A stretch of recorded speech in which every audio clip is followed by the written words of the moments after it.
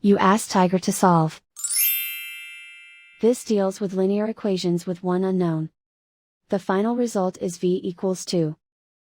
Let's solve it step by step. Simplify the expression.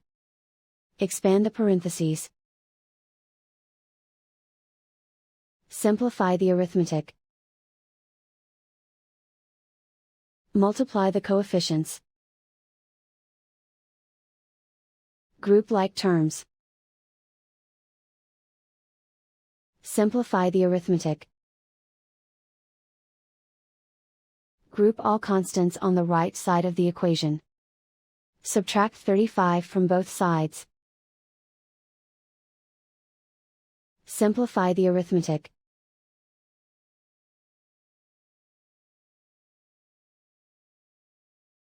Isolate the v.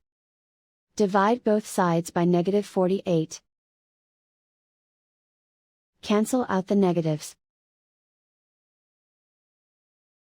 Simplify the fraction. Cancel out the negatives. Find the greatest common factor of the numerator and denominator. Factor out and cancel the greatest common factor.